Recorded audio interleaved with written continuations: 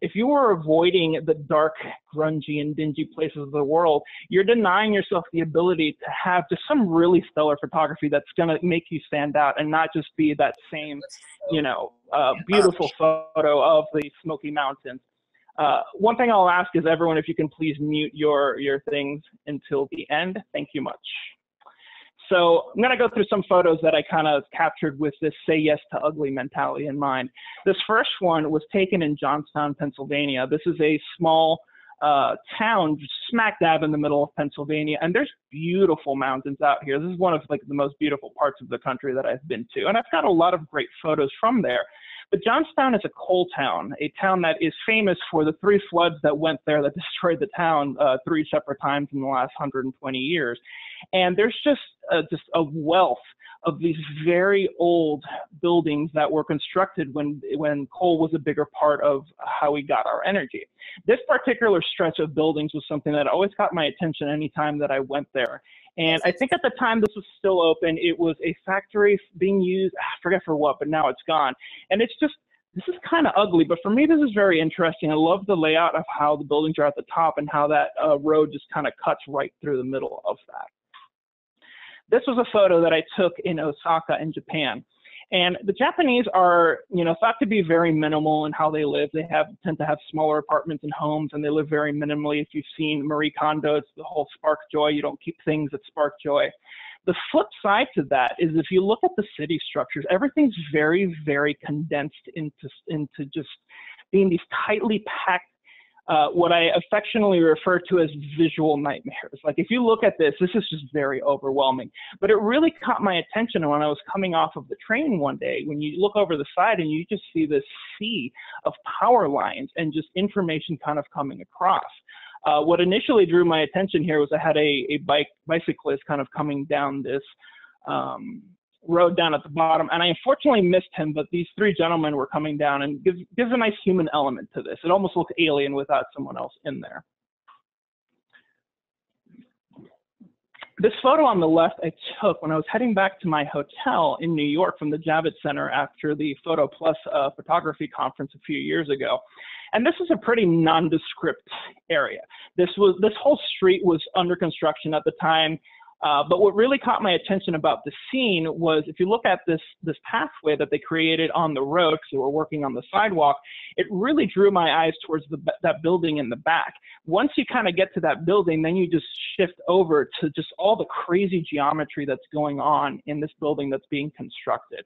This building was being built for, I think, 2 years, because I saw it 2 years in a row, and it always caught my attention. But this is a pretty ugly thing. I find a lot of beauty in this, but this isn't something that most folks would be like, oh, this is beautiful. I may want this hanging in my living room. Maybe if you live in New York and you're kind of going for the more urban look, but don't be scared to photograph things like this. The image on the right was something I took when I was in Osaka again, and I had gotten back to my hotel. It was out in the middle of nowhere because it was a busy time, so everything was really either sold out or expensive. And I just went for a walk at night and went on an underpass and found this really cool mirror, and I really liked what the shadows were doing up against the wall. And this isn't really particularly beautiful, but for me, it was striking just because of the light differences that were going on here. It's kind of a dirty, grungy part of the city. The last photo that I'll talk about is an interesting one because there's a lot of beauty in this because there's a beautiful blue sky. You see the blue water coming on there, but this is a coal power plant. What makes this spot kind of unique is that this is that channel that you see there, that's connected to the Tampa Bay, which is connected to the Gulf of Mexico. So that's all seawater, and they take that seawater in and they actually use it to cool down one of those units that are working there. And then they pump back that hot water out. This is not pollution. They're literally just using it to cool the outside of the unit. Because of that, this whole channel at certain parts of the year is filled with hundreds of manatees. You can't see them there because this is kind of the wrong time for it, but I really found a lot of beauty in just the stark ugliness of this industrial building to the right and how it just kind of exists and coexists with the nature that's around it. Any questions about saying no to ugly before we move on? Nope, I think we're good. Please explain the British bus.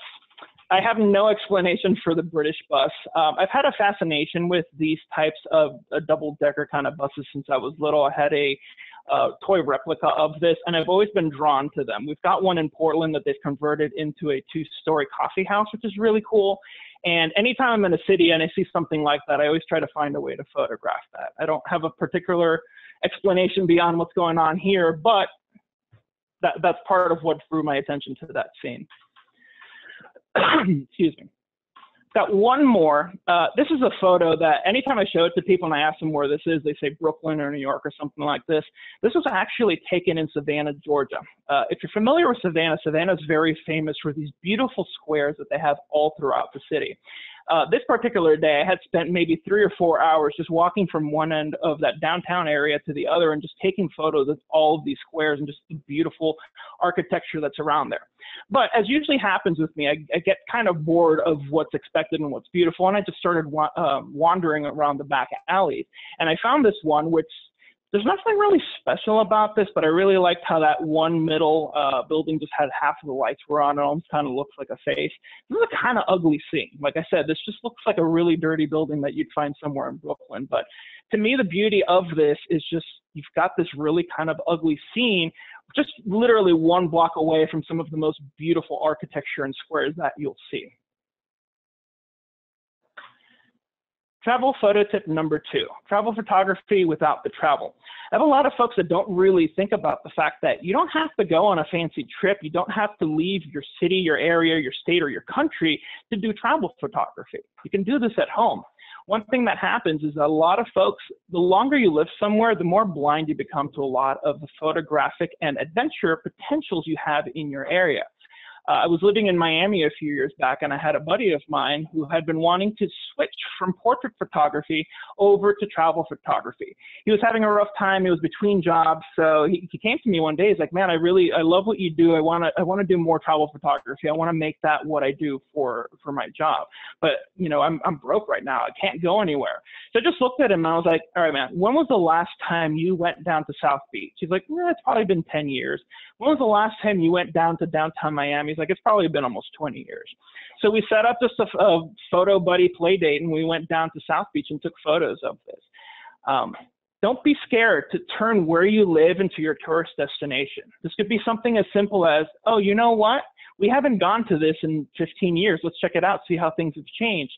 Or if you really want to go full ham and go full into it, you can almost pretend to just be a tourist and not live where you live and create very specific excursions. This is something that even outside of the photographic world, you can do just to kind of make your life a little fun without having to go super far.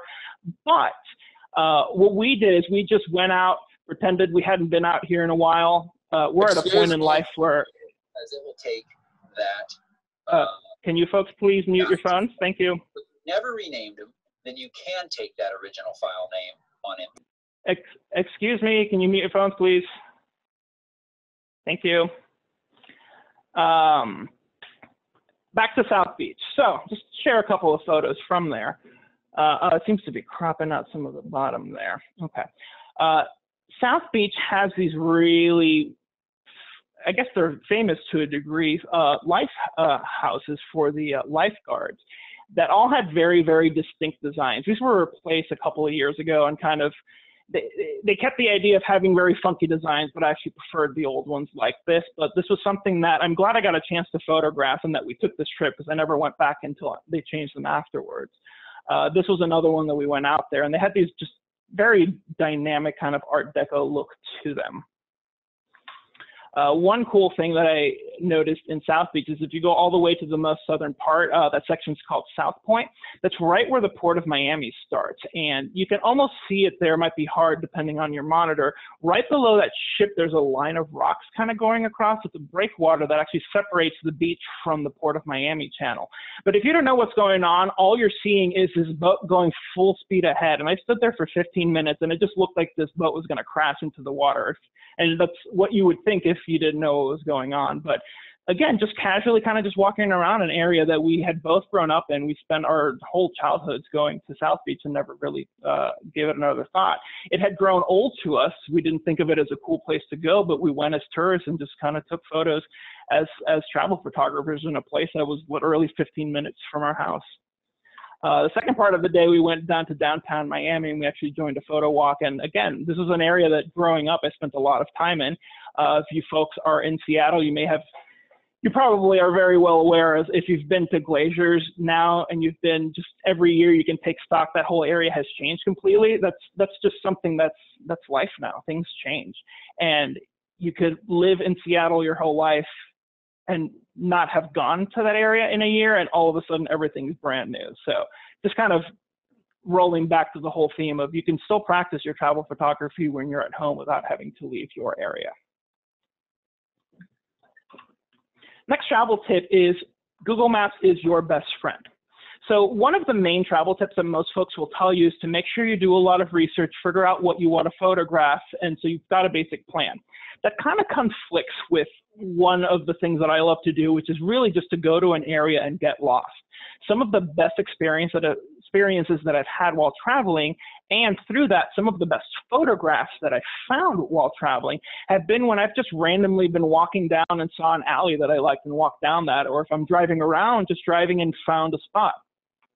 I found, though, that to be effective in being a travel photographer, I kind of have to split the difference. So one of the ways that I do that is that I do a lot of research before, and I kind of have a rough game plan of what I'm doing. And I use Google Maps to set pins of the things that I want to do. So that way, when, let's say I'm traveling to Seattle, if I'm in town, I can check out these things without having to sit there or have a game plan before. I've got all these things already set. So Google Maps gives you the ability to set these different color pins. And I'm gonna tell you the process that I use for that. So we're just looking at a base map of Seattle. There's nothing on there. It's just the map. The first kind of pins that Google Maps lets you do is something called star places. They're basically going to be these yellow icons that have a little star on them. The way I use these is that these are places that I've already been to that I thought were noteworthy and worth writing down and probably worth revisiting. So if I come back to Seattle, obviously I've already been to these places, but I've got a good visual guide of, oh, over in Redmond, there were 2 things that I went over there, or just kind of by Capitol Hill, there was a good collection of things that I really liked. The second type of list that Google Maps lets you add pins to is want to go. So these are going to be these little green icons with a little flag. These are the things that I've researched, or I saw an article that mentioned this park, or I was reading a book or someone mentioned a cool hike. I've got a separate kind of list of all of these things when I'm doing research, but again, if I'm in a place and I just kind of want to not make a plan, but maybe pick out a couple of cool things, this is what I access.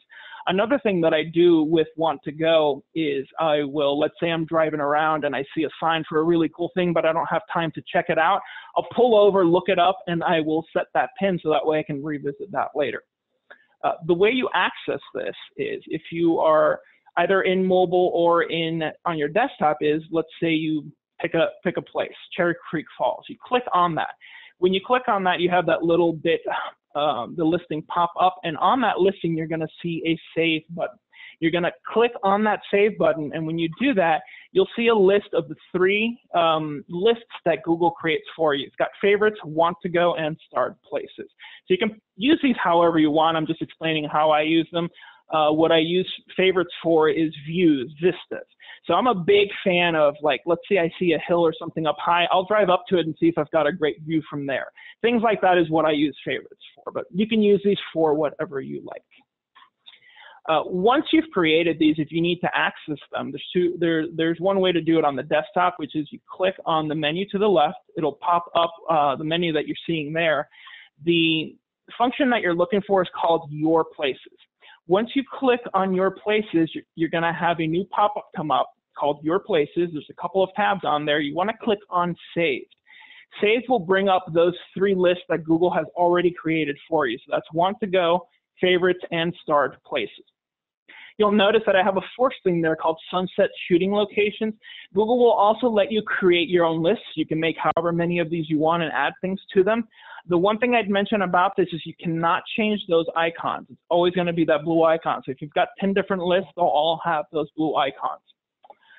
Moving past that, you also have the ability to hide or show only certain ones of these lists. Because one thing that happens with me is that, especially I live in Portland, my Portland area map, if I open it with all of these on, it's just a nightmare mess of icons over icons. It's a little overwhelming. So unless I'm actually trying to look at one of these specific things, I usually have all of them off, or I'll tend to have want to go on. That way, if I'm just, you know, it's a Saturday and I want to go out and I haven't made plans, I can just open it up and be like, oh, you know what? I was wanting to head to Mount Hood.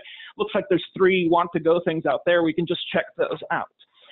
But you access this, the hiding and the showing by clicking on that little 3-dot menu next to each individual list.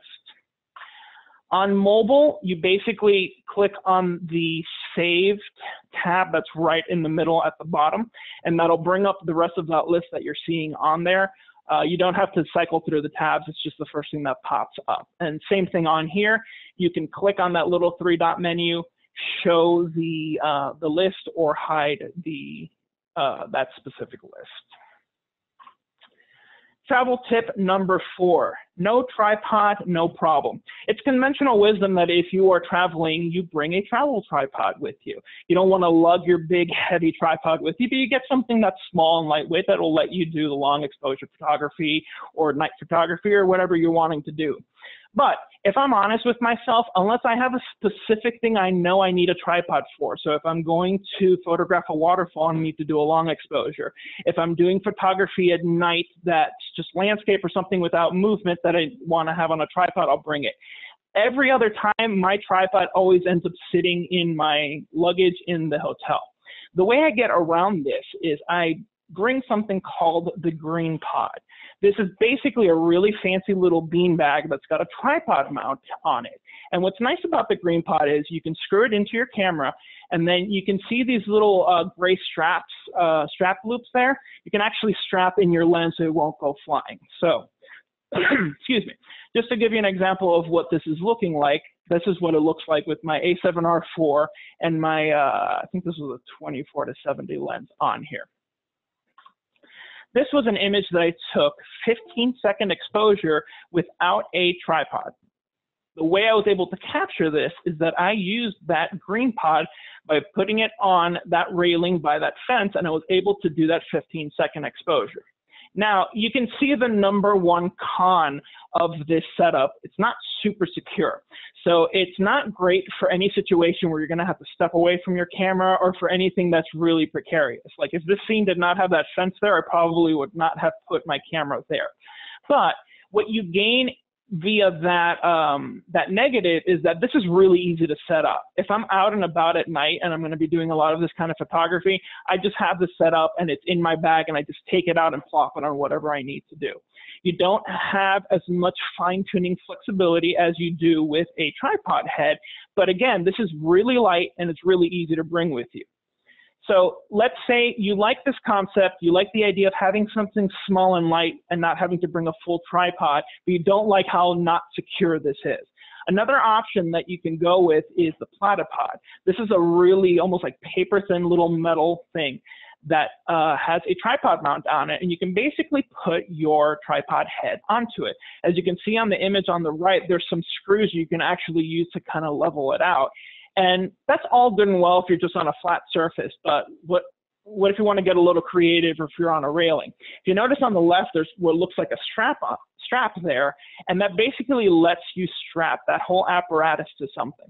I've seen people photographing like the inside of their car with one of these, and they basically got zip ties and they zip tied this whole apparatus into their thing. It's pretty flexible. I don't like this as much because can you guys mute your phones, please? I don't like this as much because I feel like it just takes as much time to set up as a regular tripod, but those are your 2 options for that. Let me do a time check real quick. All right, I think we're doing good here. My last travel tip that I'll get into before we get to some questions is back the crop up. This is a nonsensical phrase that I have created, but what I mean by this is just literally take a step back, both literally and figuratively. I find that a lot of folks tend to follow the whole mantra of, let me make my post-processing workflow as smooth and simple as possible by taking photos exactly cropped as I need them to be and not doing any more crop editing in post. I really respect that, and I do try to stick to that a lot of the time, but I think it's very limiting, particularly when you have a higher megapixel camera, something like the A7R4 or 3. A7R4 is a 61 megapixel, A7R3 is 42. There are higher megapixel cameras from some of the other manufacturers as well. So for example, this is a photo I took at Liberty Square Park on Jersey City, and you can see that New York's over there to the right. You can see the Empire State Building.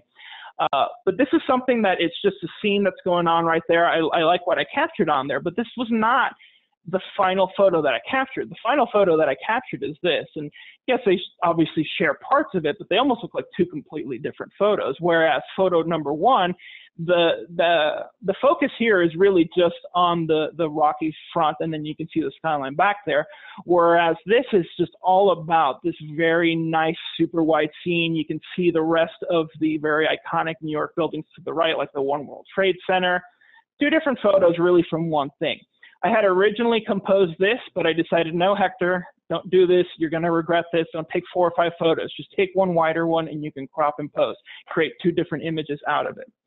Another example of doing this was the shot of the Oculus in New York City.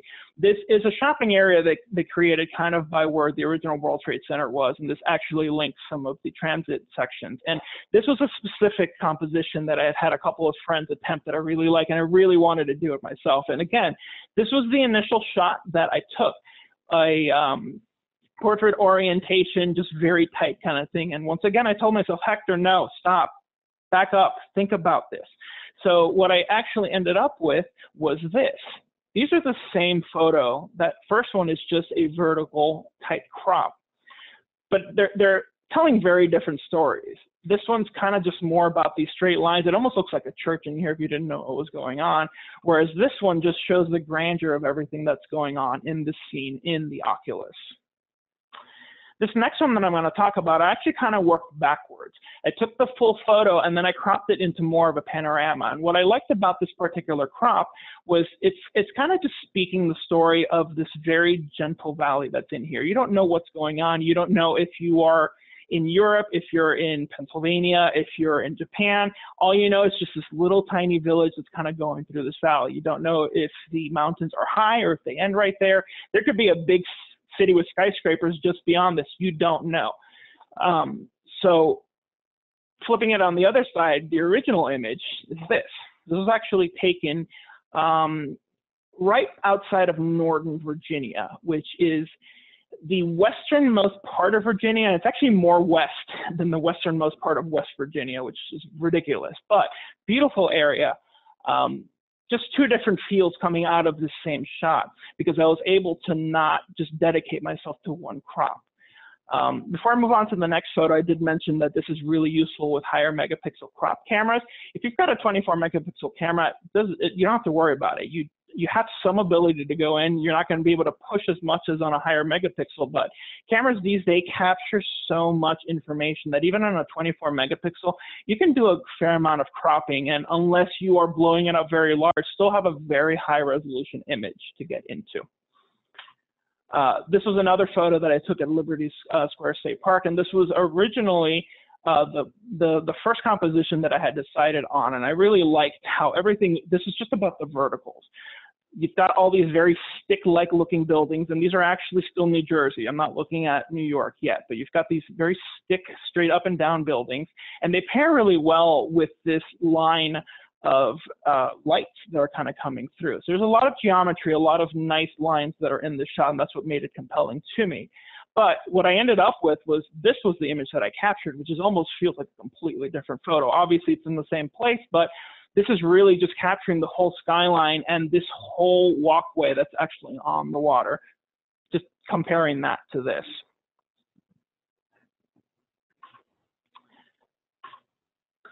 So that's it. Kind of rushed through a little bit because we went over, but anyone have any questions so far? So you can ask your questions in the chat room, or you can unmute your mic and ask with your voice. Hi, Hector. Yep. This is Gino. I had some trouble getting in and had the wrong link. Is there a recording that I can see the beginning of this? Yeah, I believe we are going to have a recording, and it will be posted through Glazer's channels. We don't have a link or anything like that yet, but just keep up with Glazer's, and we should have a link with this. Yeah, because I was a little bit angry trying to get in. First, I got in somebody else's meetup, and then I couldn't get in it, and I was just very angry a little bit. Okay, we apologize for that. We did have a technical issue at the beginning, and we did our best to get an email out to everybody with the updated link. As a result of that, the recording did start a little bit into the presentation, so the very beginning is not going to be a part of it, but we will make it available as soon as we can. Okay, thank you. Thank you, Gino. For the question that Joe put right now, is there a $100, $200 price alternative to the Peak Design Everyday Backpack? There's a couple of other companies that made their own versions of them, but they're not generally like any cheaper. They're usually at the same price point. What I would suggest doing is give Glazer's a call, because at some point they were blowing out some of the Generation 1 versions of some of those backpacks, and that's actually still what I'm using. So just give them a call and check if they've got anything like that. You can also go to our website and look at the different backpack options available just through our website. So you can actually sort it by price point if that helps. Typically for a photo backpack though, you're going to spend at least $100 to $300 to have a quality pack that's going to last you for a long time. One thing before I get started with answering any other questions, I do want to mention we're doing a special one-on-one event with Glazer's. I believe that's next Thursday, Kate? Or Sarah? April 30th. April 30th, we are doing a one-on-one. Where can they find that link? Is that going to be on your website? Yeah, it's already posted on our events and workshops page.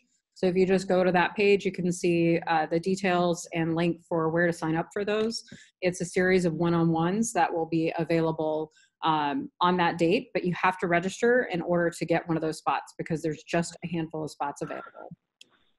Yeah, so basically what we're doing is, you know, we have the registration page set up. You can sign up for a one-on-one session with a Sony rep, myself, Sarah, or any of the other ones that are involved, and you'll get to speak to us for a little while and ask us your questions. So this is something new that we're starting.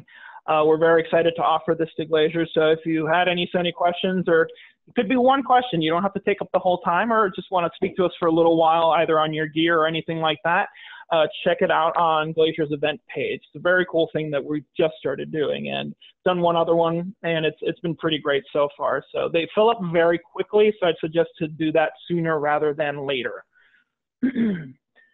All right, let's. So Yep. Hector, one person's asking, do you prefer 61 megapixels over the 42 megapixel camera? So 61 megapixels versus 42 is just something that I am constantly debating. 61 is great. I don't particularly need it all the time though. And I tend to prefer, you know, unless I'm specifically doing a paid like event gig, I prefer to only have one camera on me at any time. We don't currently have a way to make smaller RAW files, and I still like to use RAW, so I don't have a great answer for that. That's something that I'm still kind of debating. I have been using the R4 because it has a lot of great things going for it. Realistically, for most of my photography, especially when I'm traveling, 42 is probably more than enough, but having access to 61 is pretty killer. Like I can crop in so much, it just blows my mind. So we have a couple more questions. So we're going to do these last couple of questions, and unfortunately we'll be wrapping up. So one person's asking if you bring a laptop when you're traveling. So I used to bring my laptop all the time, but I've gotten to the point where realistically, I go very hard when I'm traveling. So by the time I get back to my hotel, I never want to touch any sort of photo, so I don't edit. At one point, instead of having a laptop, because I still wanted a way to have a backup for my photos as I was going, a lot of companies would sell these small hard drives that would basically, you could just pop your card in there and automatically back it up. There's some newer versions of those, but I haven't gotten to it. The way I kind of get around that now is I just, with the camera that I have, the A7R 3 and 4 both have dual card slots.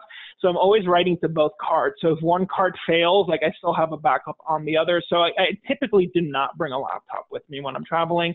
I'll bring my iPad sometimes and I can edit on there if I need to do any sort of editing on the go. But Lightroom Mobile is pretty fully functioned even on my phone. So if I'm going to share anything while I'm traveling, that usually takes the place of what the laptop would have been. And I know for me, as someone who's done travel photography off and on for a long time, I only take a laptop now if I have an extended trip. So, I mean, traveling for 2 to 3 or 4 months. But if it's something like a week-long trip, yeah, iPad Pro or maybe no computer at all. One last question is, do you have a recommendation, Hector, for a Sony camera that would be good to convert to infrared? I've never done it, so what I'm going to say is just completely anecdotal. From what a lot of folks say to do is get one of the older ones that doesn't have some of the newer autofocusing tech. That, or if you're just going to use your camera in manual focus, then it probably doesn't matter. But I'd suggest just check with whoever's doing the conversion. I believe Precision Camera Repair, who is the Sony authorized repair center, is doing them, although that technically does void your warranty. But if you're beyond the year already, you probably don't care. Check with whoever's going to potentially do it. They can probably suggest which one they've had a lot of luck with. There's also, Devin just posted this in the chat room, there's a company called LifePixel, who is a Washington state-based company, and they do a lot of those conversions as well. So maybe take a peek at their site and see about their options, because maybe they already have a camera converted that you could just buy through them too. So there's lots of options out there. Yep, I've heard a lot of good things about them. And that's probably the last question. So just once again, I want to just say thank you to everyone for coming out. We do apologize for the tech issues at the start, but we'll hopefully have this class up soon so you can view if you did miss the start of it. Thanks again to Glazers. Please support local. Make sure to check out the one-on-one event. Sarah posted the link on the chat. After this class is closed, you can just go to the events page on glazerscamera.com and check that out. It lets you sign up for one-on-one time with the Sony rep, and we can answer all of your questions. Kate, thanks. Thanks, Gina, for the thanks. All right. Thank you, everybody. Thank you, Hector and Sarah, for tuning in and helping us make this happen. Look for more of these events at glazerscamera.com/workshops. They're all free, and they've all been a lot of fun. So hang in there, and we'll see you guys next time. Tune in tomorrow. We're doing lighting. So Devin and I are doing lighting tomorrow. So completely different. Anyhow, thank you guys, Hector, Sarah, everybody at Sony, for helping make this happen. And we'll see you guys soon. Have a great day. Thank you, Kate.